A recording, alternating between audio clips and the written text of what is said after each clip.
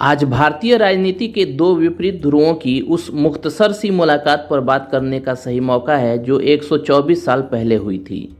मुलाकात की जगह उसी मुल्क की राजधानी थी जिसके साम्राज्य में सूरज ना छिपने की कहावत चर्चा पाई थी। एक था 37 साल का वो वकील जिसे लोग M.K. गांधी के नाम से जानते थे। उसने दक्षिण अफ्रीकी भारतीयों के बीच नेतृत्व जमा लिया था। सरकार से बातें मनवाने का वो तरीका भी खोज लिया था जिसे पूरा भारत महज एक दशक बाद अपनाने वाला था। दूसरा था 23 साल का नौजवान जिसका नाम V.D. सावरकर था। 3 महीने पहले उसने गांधी ही की तरह वकालत के लिए लंदन में दाखिला लिया था। गांधी के शांतिपूर्ण और दिन के उजाले में संपन्न होने वाले अहिंसक आंदोलनों के ठीक उलट वो गुप्त संगठन और हथियारों के बल पर दमनकारी सत्ता को उखाड़ फेंकने का सपना देखता था। यही वजह थी कि जहां उसके गुरु का नाम बाल गंगाधर तिलक था, वहीं भविष्य में गांधी ने राजनीतिक गुरु के तौर पर गोपाल कृष्ण गोखले का शिष्यत्व ग्रहण किया था, जो तिलक के धूर विरोधी थे। तारीख थी 20 अक्टूबर 1906। जगह लंदन का वो इंडिया हाउस जो आज खामोशी की चादर ताने चुपचाप खड़ा है, मगर 20वीं सदी के शुरुआती दशक में उसकी छत के नीचे एक से एक क्रांतिकारियों ने पनाह पाई। इंडिया हाउस की दास्तान खुद में बेहद रोमांचकारी है, लेकिन आज बात उस छोटी सी मुलाकात की जिसे जानकर आप भी समझ लेंगे कि वर्तमान भारत में टकरा रही दो विचारधाराओं के प्रेरणा पुरुषों की पहली और भेंट दरअसल इस संघर्ष की पूर्व पीठिका है।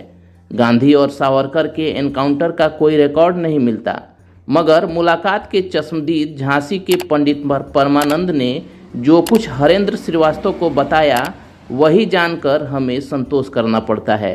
उस शाम सावरकर अपने लिए खाना बना रहे थे।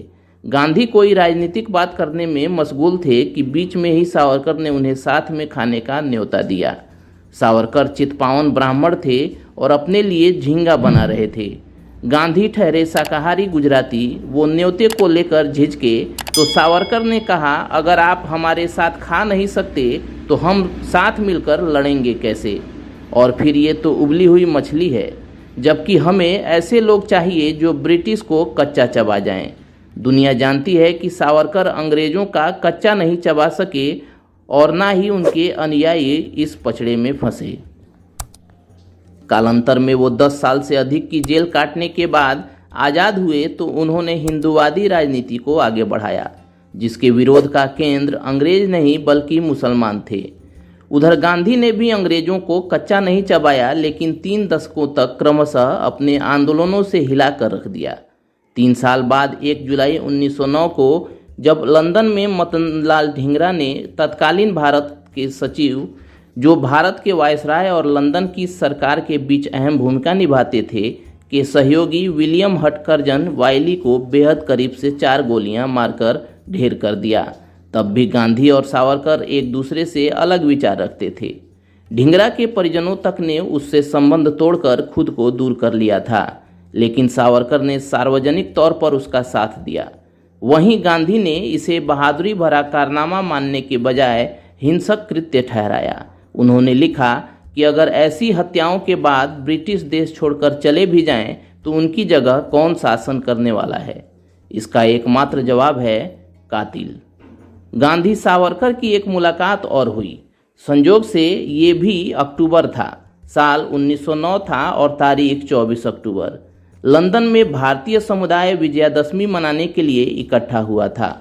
गांधी ने उस दिन राजनीति पर बोलने से परहेज किया और रामायण पर बोले। उन्होंने देश की आज़ादी से पहले चल रहे संघर्ष को रामायण के पात्रों से जोड़ते हुए कहा था कि शासन करने से पहले भगवान राम ने वनवास भोगा था, तब सीता को भी असंख्य परेशानियां झेलनी पड़ी थीं और लक्ष्मण किसी अविवाहित की तरह जिए थे। उनके बाद सावरकर को बोलने का मौका मिला और उन्होंने देवी दुर्गा के बहाने युद्ध का जिक्र किया। उन्होंने कहा कि राम अगर रावण के खिलाफ अनशन पर बैठते तो रामराज्य की स्थापना असंभव थी। निश्चित ही सावरकर युग और परिस्थिति भुलाकर हिंसक उपायों के पक्ष में तर्क गढ़ रहे थे, जबकि अचरज है कि गांधी दुनिया के दरवाजे पर दस्तक देते लोकतंत्र को पहचानकर ऐसा रास्ता दिखा रहे थे जिसमें मनुष्य का खून कम से कम बहे। 20वीं सदी ने साबित भी किया कि सत्ता से टकराने का एकमात्र रास्ता बंदूक और बम नहीं, बल्कि नारे और धरने भी हैं। चलिए दोस्तों, क्वेराफ्लिक्स पर आज के इस वीडियो में इतना ही। जानकारी आप तक पहुंचती रहे उसके लिए आप हमारे यूट्यूब चैनल को सब्सक्राइब कर लें और फेसबुक पेज को लाइक कर लें। साथ ही साथ अपने दोस्तों और रिश्तेदारों के बीच इस वीडियो के लिंक को शेयर भी करें। मिलते हैं एक और वीडियो में, तब तक keep searching for knowledge and try to be a kind person.